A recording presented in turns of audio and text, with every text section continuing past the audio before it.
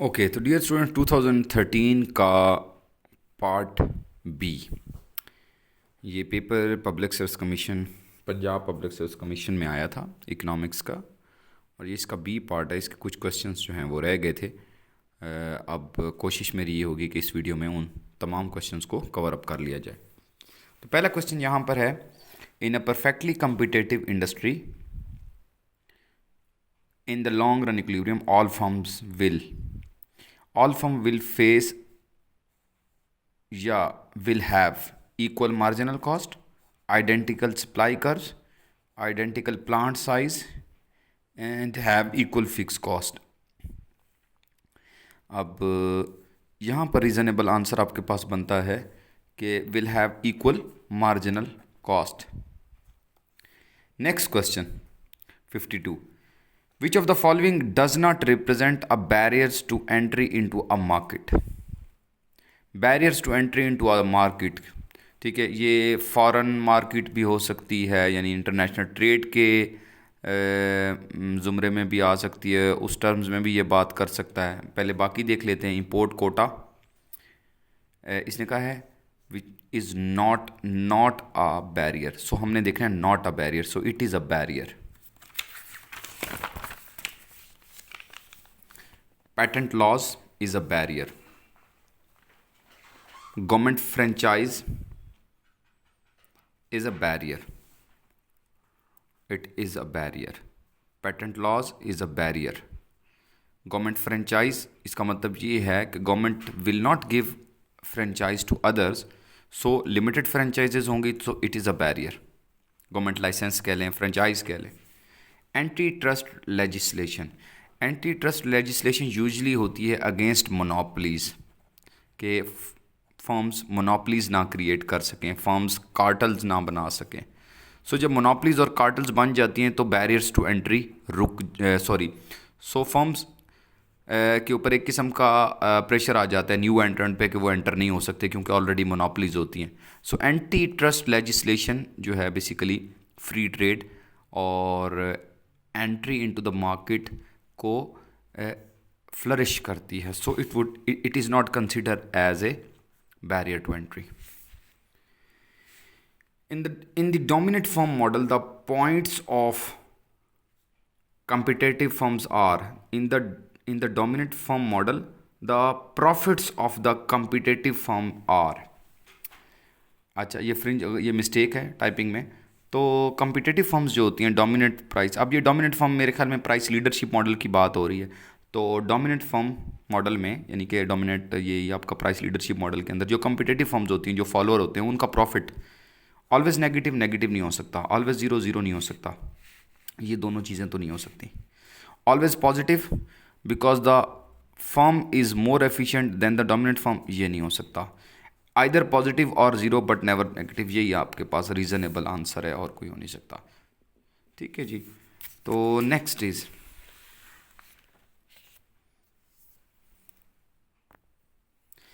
In the general theory of employment Keynes ने क्या कहा? केन्स सेट के आपकी जो इकोनॉमी है उसका इक्विलिब्रियम जो है, this is the equilibrium of the firm, full employment can above और बिलो इट, यानी कि equilibrium can be below full employment और अबव फुल एम्प्लॉयमेंट। सो ये मेन चीज़ मैंने आपको इन्फ्लेशनरी और डिफ्लेशनरी गैप में भी बताई थी। So here is the option, where is the option, the economy automatically tends towards full employment ना, इफ़ देर इज़ ये बात तो क्लासिकल की है, ये बात क्लासिकल इकोनॉमिस्ट की है जो कहते हैं कि इनविजिबल हैंड की बात करते हैं। So if there is unemployment there is also likely to be inflation, unemployment and inflation, ये तो कॉन्ट्राडिक्शन है, फिलिप्स कर्व की कॉन्ट्राडिक्शन है। Unemployment there is like to, तो ये है कि अनएम्प्लॉयमेंट कम होती है जब इन्फ्लेशन बढ़ता है, सो वैसे ये बात भी नहीं आती। द इकोनॉमी में भी in equilibrium at less than full employment, ठीक है जी, लेस देन, तो ये वाली बात प्रूफ हो रही है ना, एक साइड प्रूफ हो रही है, सो this is the answer. Okay, the interested is increment, ये तो भी नहीं हो सकता, तो ये आपके पास आंसर है। In the wealth of nation Adam Smith attempted to demonstrate the following about international trade. Adam Smith बेचारे ने एक ही थ्योरी पेश की थी, वो जो थी एब्सोल्यूट इनकम हाइपोथेसिस। तो ये यहाँ पे मेरे ख्याल फोर्थ ऑप्शन में दी हुई है। Countries should produce only those commodities for which they have absolute advantage. तो क्लियर है, इसके ऊपर डिटेल डिस्कशन करने की ज़रूरत नहीं है, बाकी ऑप्शंस पढ़ने की ज़रूरत ही नहीं है। जब अंडरस्टूड है कि इसकी थ्योरी ये थी तो हम to avoid double counting when GNP is estimated economist. वैसे डबल काउंटिंग के लिए अवॉइड करने के लिए हम फाइनल प्रोडक्ट ले लेते थे या इंटरमीडिएट की प्राइसेस, इनमें से डिफरेंस देख लिया जाता था, इसे कहते थे वैल्यू एडेड मेथड। तो ये देखते हैं यहाँ पे, वैसे कोई डायरेक्ट आंसर तो गिवन नहीं है। Price all goods and services bought and sold in all the markets, use the GDP deflator, इसका कोई ताल्लुक नहीं है। Price only intermediate goods, only price goods for sale at retail shops, नहीं। सो यहाँ पर वही एक थोड़ा बहुत रीज़नेबल आंसर आपको नियर मिल रहा है वैल्यू एडेड से। तो आप ना आज अगर आपने नहीं ये आपके जहन में, तो वैल्यू एडेड की जो है ना वो एग्जांपल एक दफ़ा जाके ज़रूर देखें नेशनल इनकम अकाउंटिंग के अंदर, जहाँ पे प्रीकॉशंस लिखी होती हैं। ब्रेड की एग्जांपल दी होती है, फर्नीचर की एग्जांपल दी होती है। तो उसमें क्या होता है कि आप डबल काउंटिंग को कैसे अवॉइड करते हैं, इस मेथड को आपने देखना है। इवन फर्स्ट ईयर लेवल की आपकी इकोनॉमिक्स में भी ये गिवन है। Next important MCQs, law of diminishing marginal return to a factor of production. अब ये क्या होता है, ये शॉर्ट रन से रिलेटेड होता है, ठीक है जी। ये आपके पास होता है output with one variable input, one variable input की बात है यहाँ पे। सो ये शॉर्ट रन में होता है, तो लॉन्ग रन में ये एप्लीकेबल नहीं होता, not applicable in the long run. ये ए आंसर है इसका, शॉर्ट रन वाला नहीं, ये नहीं हो सकता। बाकी अब ये ऐसा क्वेश्चन है जिसको ना मैंने वेरीफाई किया कहीं से, बस ऐसे ही है रैंडम है। अब ये मेरे सामने आ गया, मैं भी पेपर दे रहा हूँ, तो मैं क्या ऐसे आंसर दूंगा, the risk free rate of interest would not be affected by risk free rate of interest. अच्छा ये कैसे होगा, फॉर एग्जांपल आप बैंक में जाते हैं, तो आपको बैंक वाला कहता है कि ओके ठीक है जी, आप ना इस तरह करें कि हमारे साथ कोई इन्वेस्टमेंट प्लान ले लें, तो हम आपको कंफर्म इंटरेस्ट रेट देंगे इतना। अच्छा अब आपको यानी वो जो इंटरेस्ट रेट आपको बैंक दे रहा है, सपोज कर लेते हैं वो रिस्क फ्री है, उसके ऊपर आपको 100% ऐसी इन्वेस्टमेंट है, कोई आपने बॉन्ड ले लिया जिसमें आपको 100% बस वो इंटरेस्ट रेट मिलेगा। सो वो रिस्क फ्री इसलिए कि एक्सटर्नल फैक्टर उससे अफेक्ट नहीं कर रहे। So changes in the output directly इसका कोई ताल्लुक नहीं है मनी मार्केट से ना, इंटरेस्ट रेट मार्केट से। Changes in the money supply, term to maturity, none of this. तो मैं ऑप्शन के साथ जाता, तो मैं मनी सप्लाई के साथ जाता कि अगर मनी सप्लाई में चेंज आती है तो डायरेक्टली आपका इंटरेस्ट रेट अफेक्ट होता है, उसमें चेंजेस आती हैं। So risk free interest rate would not be affected by changes in the money supply. तो मैं इसके साथ चला जाता। मेन फैक्टर्स कौन से होते हैं इंटरेस्ट रेट डिटरमिन करने के, एक मनी सप्लाई होता है, एक मनी डिमांड होता है। तो एक बड़ा फैक्टर आपके पास मौजूद है, सो वो चेंज करेगा इंटरेस्ट रेट को। तो यहाँ पर उसने बता दिया risk free rate of interest जो कि लोगों को दिया जाएगा इन्वेस्टमेंट अगर वो करने आपके पास आते हैं किसी फाइनेंशियल इदारे में। This would be the answer. A variable whose value is determine within the model, तो वो एंडोजिनस होगा, और आउटसाइड द मॉडल होगा तो उसे क्या कहते हैं जी, एक्सोजिनस कहते हैं। A linear downward sloping demand curve, ये तीसरे पेपर में आ रही है, और मैं इंपॉर्टेंट डायग्राम्स में कंसीडर करता हूँ माइक्रो इकोनॉमिक्स को, इसको वेरी इंपॉर्टेंट। तो ये आपकी AR भी है, ये आपकी डिमांड कर्व भी है, लीनियर डिमांड कर्व। इसके मिड पॉइंट पे इलास्टिसिटी इक्वल टू 1 होती है, ऊपर ग्रेटर देन 1 होती है, नीचे लेस देन 1। सो देखिए जिस तरह से नीचे जा रहे हैं आप, इलास्टिसिटी कम होती जा रही है। A linear downward sloping demand curve has constant elasticity know has different इलास्टिसिटीज along its length. बिल्कुल आंसर यही है, हैज़ डिफरेंट इलास्टिसिटीज़, इसकी हर पॉइंट पे इलास्टिसिटी चेंज हो रही है। तो ये आपके पास सी आंसर है। A decrease in the marginal propensity to import will lead to, marginal propensity to import अगर ये डिक्रीज होती है, अगर मल्टीप्लायर थोड़ा बहुत याद है आपको क्या होता था, 3 इंटरनेशनल ट्रेड का जो मल्टीप्लायर होता था ना, उसमें मेरा ख्याल है 3 आपके पास होती थी, if I am not wrong. एक होता था आपके पास leakage MPS plus MPT plus MPM, ठीक है। तो ये जो लीकेजेस है ना, ये रिड्यूस होती हैं तो आपकी GDP बढ़ती है, या मल्टीप्लायर की वैल्यू बढ़ती है। मल्टीप्लायर की वैल्यू लार्ज होती है जब एम पी एम कम हो, एम पी एस कम हो, एम पी टी कम हो। एंड मेरा ख्याल इधर नेगेटिव साइन भी आता है और एक कोई और कोफिशिएंट होता है। मेरे जहन में एग्जैक्ट फॉरेन ट्रेड मल्टीप्लायर का फार्मूला इस टाइम नहीं है, बट ये है कि ये नॉलेज है जो आपकी या मेरे माइंड के अंदर है। सो यहाँ पे है लोअर द मल्टीप्लायर वैल्यू, ये तो नहीं हो सकता, वो तो बढ़ाती है, अभी मैंने आपको बता दिया। An increase in imports, no, इसका कोई ताल्लुक नहीं है। Decrease in export, no. Increase in GNP, basically ये एन इंक्रीज इन जीएनपी असल में आपको इंडिकेट कर रहा है कि आपके मल्टीप्लायर की वैल्यू बढ़ गई है। That's why this is your answer. तो यहाँ तक हो गया। 1 सेकंड की ब्रेक लेते हैं, ज़रा पानी पी के आता हूँ मैं। अच्छा जी, तो अब आपके पास नेक्स्ट एमसीक्यू कहाँ थे हम, कहाँ चला गए थे हम। यस वी वर, कोई टर्म ऑफ ट्रेड वाला क्वेश्चन था। यस,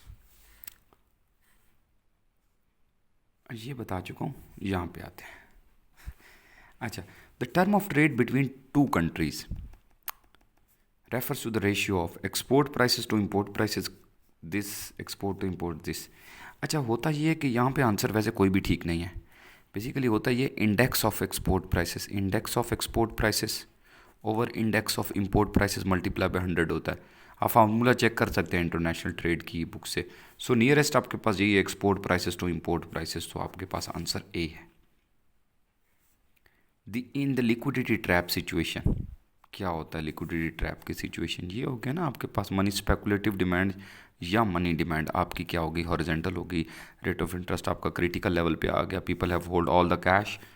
अब हो गया क्या, monetary policy is completely ineffective. माशाल्लाह, पता नहीं से कैसे पता चल गया, मैंने इसके ऊपर लेक्चर आपको दिया हुआ है, बस क्या करें। तो monetary policy is completely ineffective, आपको भी पता है। आप लोगों ने अगर पहली वो वाली वीडियो देखी है ISLM और उसके बाद इफ़ेक्टिवनेस के ऊपर, तो ये यही मकसद होता है। देखें, टॉपिक इंटरलेटेड होते हैं। तो यहाँ पे क्या, monetary policy is completely ineffective, ये वहाँ पर आया हुआ है। और फिजिकल पॉलिसी का कोई ताल्लुक नहीं, monetary policy is completely effective, ये तो हो ही नहीं सकता। Fiscal monetary policy are equally effective ना। फिजिकल पॉलिसी लिक्विडिटी ट्रैप में फुल इफेक्टिव होती है, मोस्ट इफेक्टिव होती है। सो दोनों केस आपको पता होने चाहिए। हो सकता है इससे रिवर्स MCQ आ जाए। ऑलिगोपली, the idea of in oligopoly the idea of kink is used to explain sticky prices, stickiness of industry, this sticky prices model, यानी कि आपका किंग के ऊपर जो प्राइस होती है वो फिक्स होती है। आपकी डिमांड इंक्रीज़ हो जाए तो भी प्राइस यहाँ रहेगी, आपकी MC राइज कर जाए तो भी प्राइस में कोई चेंज नहीं आता। सो ये आपके पास होता है जी 66 नंबर। आगे चलते हैं।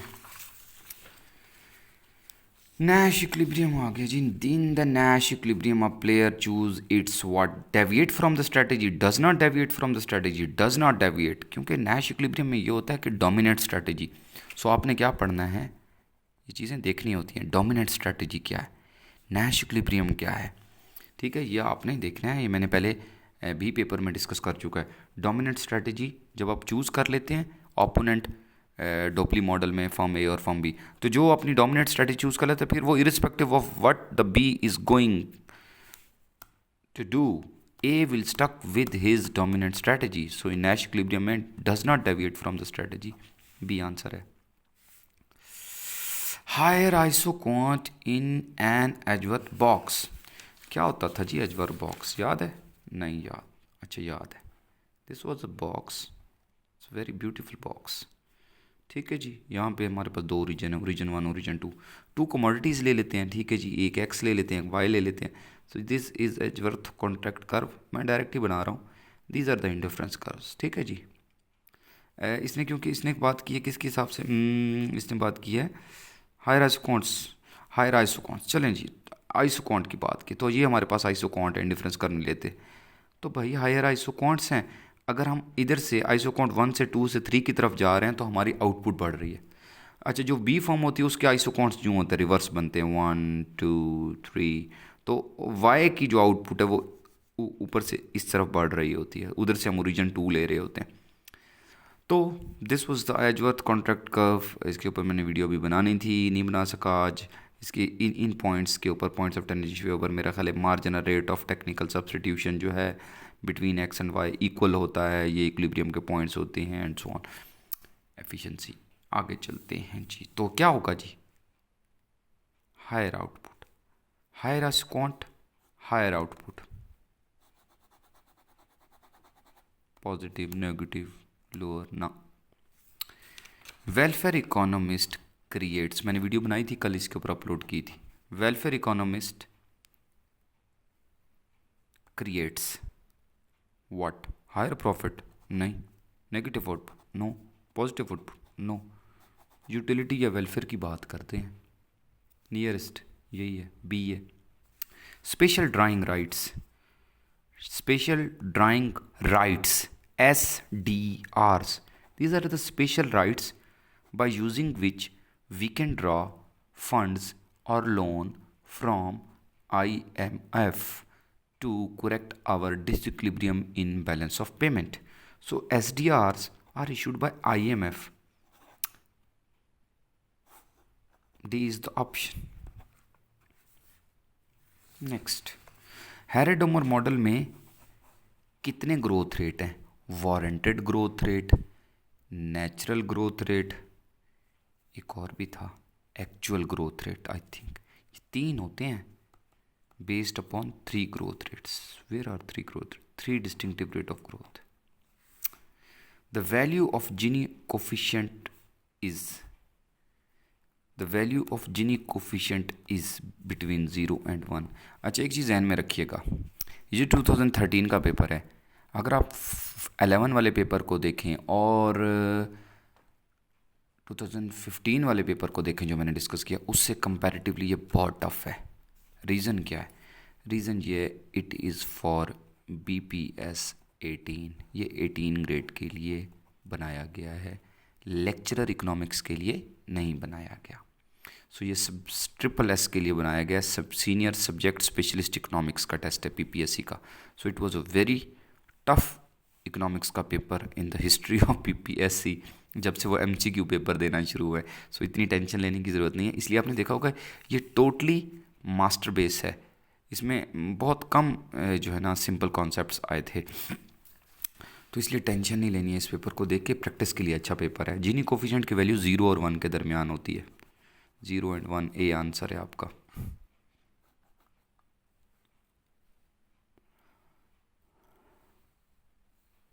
Marketable surplus is also known as, अच्छा मार्केटेबल सरप्लस ना एग्रीकल्चर की थेरी से रिलेटेड है, ठीक है।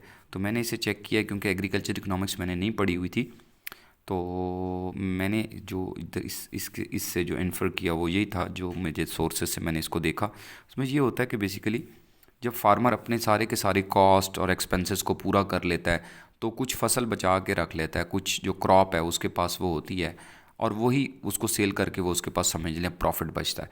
तो बेसिकली वो नेट एग्रीकल्चर सरप्लस है, इसलिए मैं नेट एग्रीकल्चर सरप्लस के साथ जाऊंगा। आप भी चेक कर सकते हैं, जस्ट आप गूगल करें marketable surplus, so you will get the definition and you will get the idea जो उसने समझाया है कि यानी तमाम एक्सपेंस पूरे कर लिए, जो कुछ ऐसी क्रॉप बच जाती है जो उसको प्रॉफिट देगी। सो वो इस किस्म से वो इसका नेट एग्रीकल्चर सरप्लस है, टोटल नहीं है, ग्रॉस नहीं है, रिटेन एग्रीकल्चर सरप्लस।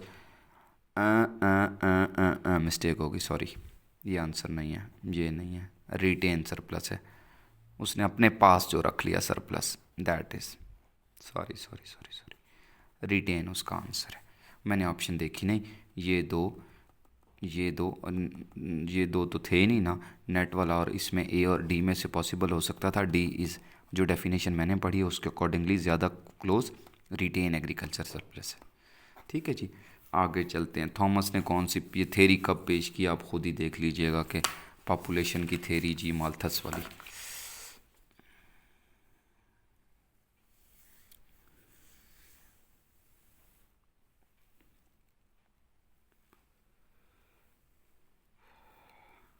फजूल किस्म का क्वेश्चन अगर आपने देखा हो ना, ज़िंदगी में कभी देखा होगा ना, तो वो ये वाला होगा।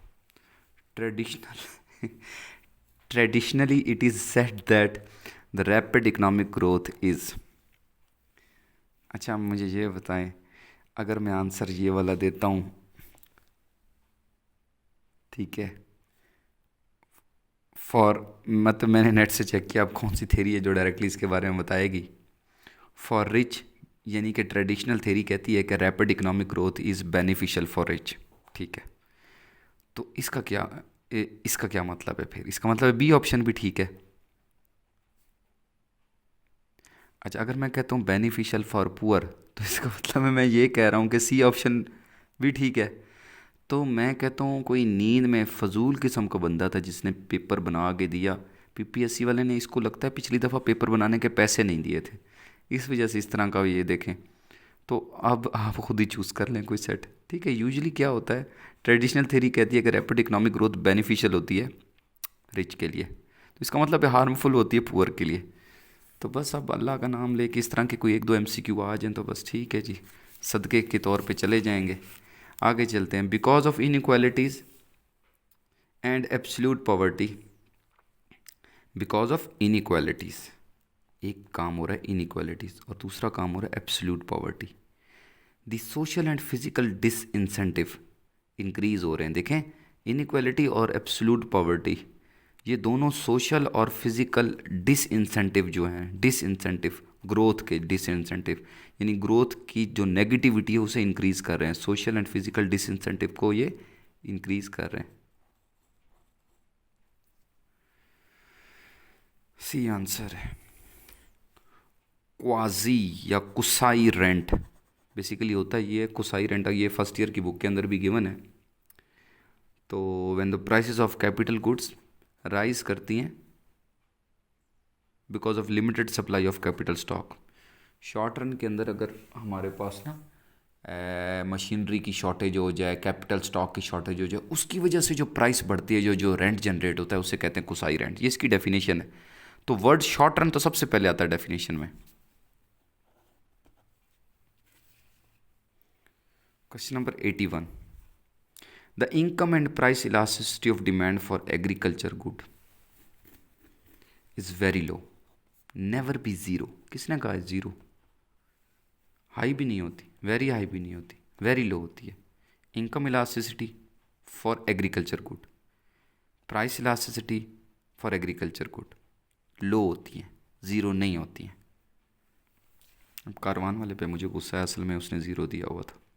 Access capacity is concern with, अच्छा आपका access capacity is concern with modern theory of cost आपको याद होगी, आप जब छोटे होते थे आपने पढ़ी थी, ये आपने पढ़ी थी एवरेज टोटल कॉस्ट, और आप कहते थे कि जी ये रिज़र्व कैपेसिटी है।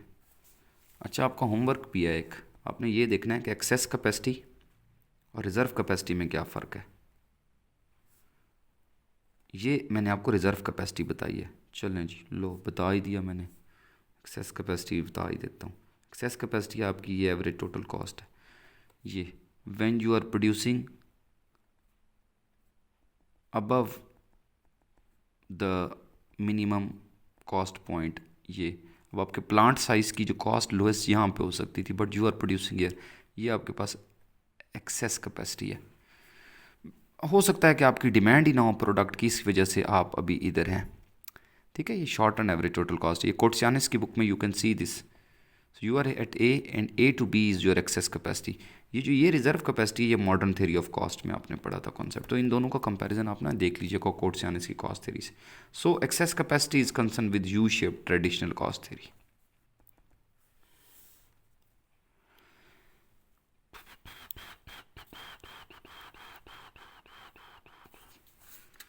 ये आ गया जी next question. When the critical rate of interest is lower than actual rate of interest the bond will keep all the wealth in the form of, when the critical rate of interest is lower than actual rate of interest,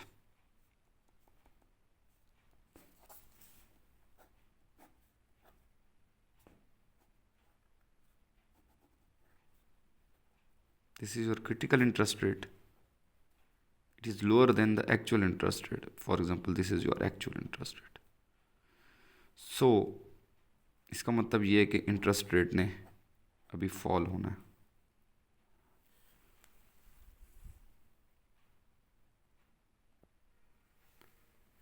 ऐसी situation में ये होगा कि आप रखेंगे all bonds, क्योंकि new bonds के ऊपर आपको लो इंटरेस्ट रेट मिल रहा है ना, तो आपके तो पुराने बॉन्ड्स हैं, you will keep all bonds. और अगर आपका एक्चुअल इंटरेस्ट रेट ये है और इसने बढ़ना है, क्रिटिकल तक जाना है, तो you will keep all cash, आपको कैपिटल लॉस होता है। सो यहाँ पर इस सिचुएशन में मैं जाऊँगा you will keep all bonds, C option की तरफ।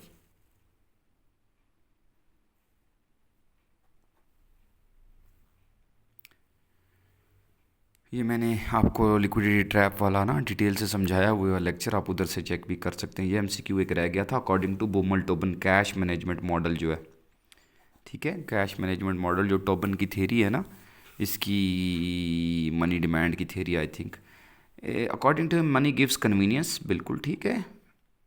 और अकॉर्डिंग टू टोबन आप ट्रांजैक्शन डिमांड फॉर मनी भी आप करते हैं ना, तो still you forgo the interest rate. So आपके पास answer both A and B बनता है।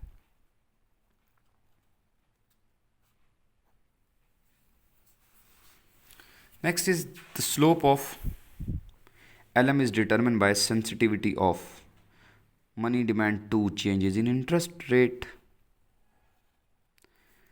ठीक है जी, interest elasticity of money demand और या sensitivity of money demand to change in interest rate determine the slope. दो फैक्टर होते हैं, मैंने आप ISLM को ज़रा चेक कर लीजिएगा, मैंने लेक्चर उसके ऊपर अपलोड किया हुआ है। सो LM की स्लोप दो चीज़ों से, एक sensitivity of money demand to change in income, और दूसरी ये sensitivity of change in money demand due to change in rate. ओ दोनों दिए हुए हैं, सी आंसर है सी आंसर है। तो ये इनकम भी दिया हुआ है, इनकम भी रेट ऑफ इंटरेस्ट भी। अच्छा, मैंने रेट ऑफ इंटरेस्ट देख के जल्दी से कह दिया, तो सी आंसर है, चेंज इन इनकम भी, और दूसरा sensitivity of money demand to change in interest rate. So both A and B are the option, answer आपका सी है। तो जल्दी नहीं करनी है, ठीक है, मुझे तो जल्दी वीडियो एंड करने की है, 27 मिनट की हो चुकी है। तो आपके लिए क्या है, आपने तसल्ली से बैठना है, बहुत टाइम होता है, एंड पे 5-6 मिनट बच जाते हैं।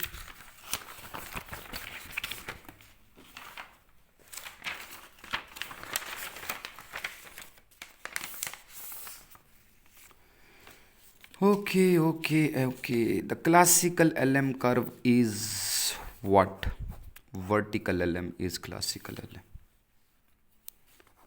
ये वाला LM लिक्विडिटी ट्रैप का LM, स्टीपर LM होना चाहिए मोनेटरिस्ट का LM, ठीक है, जहन में रखना, ज़बानी पता होना चाहिए। अच्छा जी, आगे चलते हैं जी। ये मैंने बताना था, वर्टिकल LM क्लासिकल का LM होता है, क्योंकि money demand is not a function of interest rate. Okay, ये ऐसे फजूल सा क्वेश्चन है, इसको छोड़ देते हैं।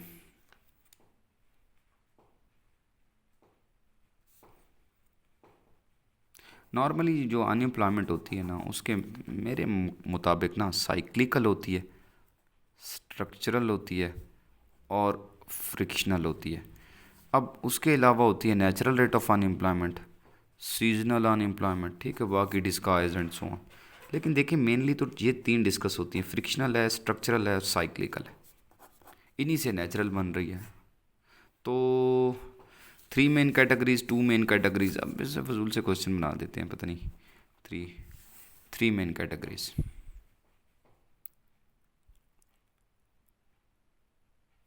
इन case of monopoly when TR falls, ठीक है जी, TR falls, this is your TR।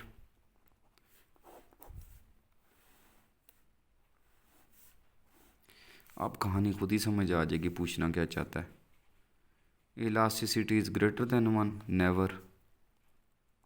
Elasticity equal to 1 ना, ये जी elasticity less than 1, C option है। वैसे इस पेपर को करने से अंदाज़ा हो रहा है कि अगर आपको कुछ ना आता हो तो सी को टिक कर देने से आंसर ठीक हो जाते हैं। काफ़ी सारे आंसर सी आ रहे हैं। A firm in case of monopoly is price taker, price setter, trend setter, price shutter.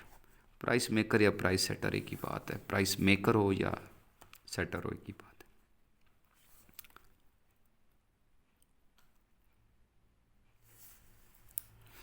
In price discrimination, the buyer must be similar, same buyer से बायर्स टू डिफरेंट रख लो, not be similar. Different buyer से एक ही product की same price charge करना। एक question ये था जी, game theory takes into consideration reaction of rival firms, reaction of people, no reaction of rival firms.